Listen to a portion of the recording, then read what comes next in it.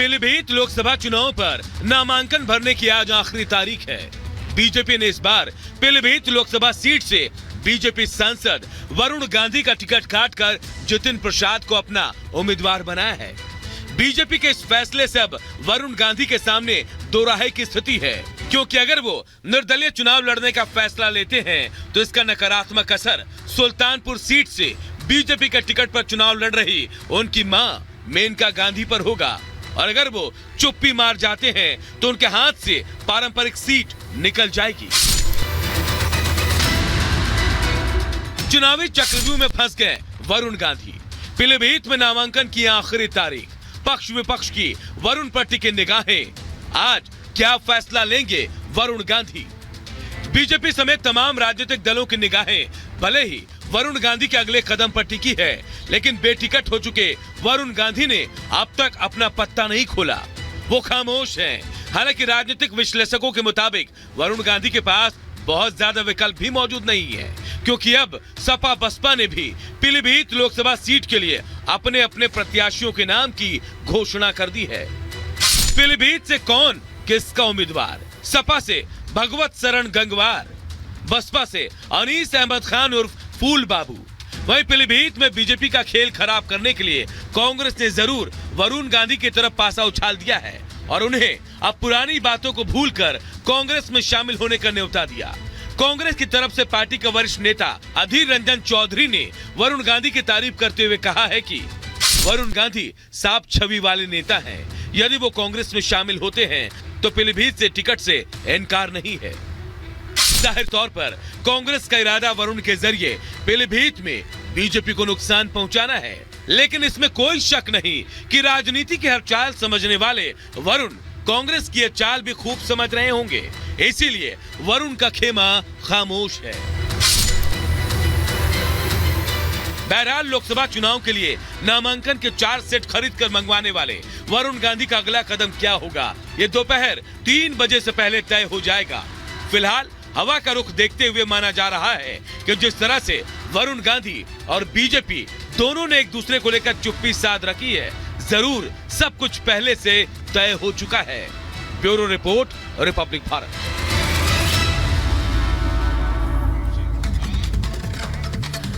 और अब आज सपा से एक बड़ी खबर की करते हैं। रामपुर मुरादाबाद सीट पर सपा में घमासान दिख रहा है। जी हां, एसटी हसन ही मुरादाबाद से चुनाव लड़ेंगे। रुचि वीरा को नामांकन से रोक दिया गया। आज आखिरी दिन है, देखिए आखिरी दिन है आज नामांकन का, और ऐसे में बड़ी खबर आ रही है कि रामपुर और मुरादाबाद सीटों पर सपा में घमासान है। मुरादाबाद पर एसटी हसन ही चुनाव लड़ेंगे, ये भी जानकारी आ रही है। रुचि वीरा को नामांकन से रोका गया। दोनों सीटों पर नामांकन का आज आखिरी दिन है, जहां रामपुर में खुद सपा के जो अध्यक्ष हैं उन्होंने कह दिया। और इस बीच एक और बड़ी खबर आपको बता दें, और बड़ी खबर मिल रही है। बड़ी खबर है कि समाजवादी पार्टी ने रामपुर से मोहिबुल्ला नदवी को प्रत्याशी बना दिया है।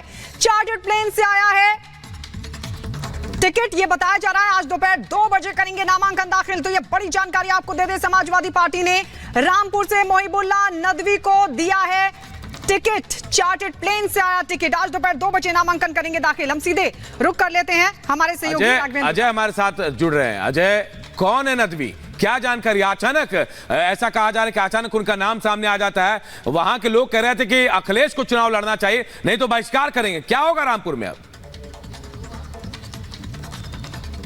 देखिए, रामपुर तो समाजवादी पार्टी के लिए फजीहत की जड़ बनती हुई दिखाई दे रही है। मुरादाबाद, रामपुर पड़ोस के जिले एक दूसरे से लगे हुए, लेकिन फजीहत समाजवादी पार्टी के लिए बनकर आए हैं। एक तरफ आजम खान का गुट है। आजम खान गुट जब अखिलेश यादव जेल में आजम खान से मिलने जाते हैं, आजम खान कहते हैं राष्ट्रीय अध्यक्ष आप लड़िए, अखिलेश यादव आप लड़िए। आजम खान का दबाव अखिलेश यादव पर रहता है, लेकिन अखिलेश यादव एसटी हसन को कहते हैं कि आप जाकर लड़िए। इसीलिए मुरादाबाद से टिकट किसी और को देने की बात होती है। एक तरफ एसटी हसन मुरादाबाद से नामांकन कर रहे हैं, उनको कहा जाता है कि आप रामपुर से नामांकन कीजिए। एसटी हसन इसका विरोध करते हैं और कल शाम को मुरादाबाद में समाजवादी पार्टी के नेताओं की, आजम खां की, हमने देखा जो पुतले जलाते हुए कार्यकर्ताओं को, एसटी हसन के कार्यकर्ताओं ने विरोध प्रदर्शन शुरू कर दिया। खुद जो एसटी हसन है उन्होंने जो एक बयान दिया कि सारी बहनों और तो महिलाओं का सम्मान करते हैं, उन्होंने एक तरीके से सटायर आजम खां के ऊपर किया था। तो बड़ी फजीहत की स्थिति समाजवादी पार्टी में दिख रही है। और जिनको आप बता रहे हैं कि उम्मीदवारी दी गई है, गुट किस गुट से वो आते हैं, ये सब चीजों जानकारी है, उसको अभी देखना है, उसको अभी समझना है कि क्या ये आजम खां के अप्रूवल से। क्योंकि एक तरफ आजम खां का जो गुट है वो ये कह रहा है कि अगर अखिलेश यादव नहीं लड़ेंगे तो हम इस चुनाव का बहिष्कार करेंगे। तो कैसे अखिलेश यादव ने इस स्थिति को संतुलित किया, ये भी समझने वाली बात है।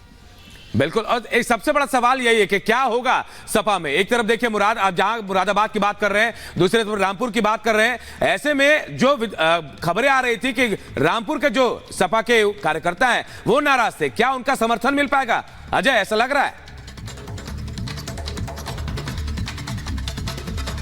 बिल्कुल संतुलन अभी जो इसमें की पर्सन है अखिलेश यादव है। संतुलन साधने के लिए वो तमाम वहां के जो मौलवी हैं रामपुर के, इसके अलावा जो उनके कैडर के लोग हैं, जो समाजवादी पार्टी कैडर के लोग हैं, जो दो फाड़ है समाजवादी पार्टी में, एक तरफ आजम खां के गुट के लोग हैं, दूसरे समाजवादी धड़े के जो लोग हैं, उनसे संवाद करने की कोशिश कर रहे हैं, संतुलन साधने की कोशिश कर रहे हैं। इस कड़ी में तेजप्रताप यादव का नाम भी आया था परिवार की तरफ से, लेकिन जब मनाही कर दी गई कि नहीं तेजप्रताप यादव नहीं लड़ेंगे रामपुर से, तो वो नाम पीछे हट गया। अभी की स्थिति में जो व्यक्ति जिन्होंने पर्चा लिया है कह रहे हैं कि वो पर्चा भरने बिल्कुल बिल्कुल अजय, हम आपके पास रुक करेंगे, लेकिन सबसे बड़ा सवाल यही है कि आखिर अभी तक इतना असमंजस क्यों है।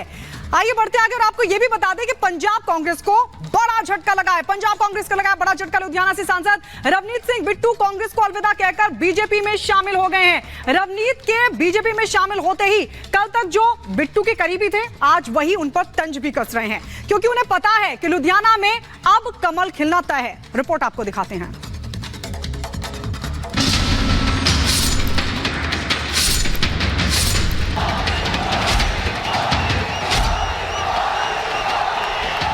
अब की बार 24 के चुनाव में 400 पार को लेकर बीजेपी फुल कॉन्फिडेंस में है। बीजेपी का यह कॉन्फिडेंस ऐसे ही नहीं है। लोकसभा चुनाव अब सिर पर है, लेकिन कांग्रेस को लगने वाले झटके थम नहीं रहे हैं। कभी इंडी नेताओं की बगावती सुर बुलंद हो जाते हैं, तो कभी अपने ही हाथ का साथ छोड़ दे रहे हैं और मोदी का कुनबा लगातार बढ़ रहा है।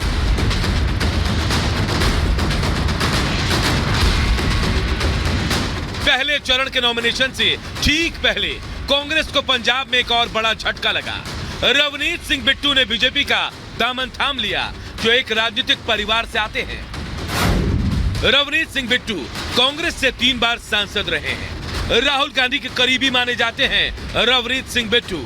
रवनीत के दादा बेअंत सिंह राज्य के पूर्व सीएम रहे हैं। खालिस्तानियों ने बम से उड़ा बेअंत सिंह की हत्या कर दी थी। ना मैं किसी पार्टी को गलत ठहरा रहा हूं ना किसी को, मेरा तो सिर्फ ये है पंजाब क्यों पीछे रहे। हम पंजाब में हमारे को एमपी बना के भेजते हैं, सब कुछ करते हैं, तो लेकिन यहाँ हम अपोजिशन में बैठ जाते हैं आके। तो यही लोगों का मन था भी अगर हम वोट देते हैं आपको, आप पंजाब के लिए कुछ कीजिए, क्योंकि किसानों की समस्याएं हैं, मजदूरों की समस्याएं हैं। कोई आके यहाँ पे ऐसा लोगों के बीच में जो जीते हुए नुमाइंदे हों, वो अगर बात करेंगे प्राइम मिनिस्टर साहब से, एचएम साहब से, एग्रीकल्चर मिनिस्टर साहब से, इंडस्ट्री मिनिस्टर से, तो मसले हल होंगे। रवनीत सिंह बिट्टू सियासत के एक बड़े और मंजे हुए खिलाड़ी माने जाते हैं।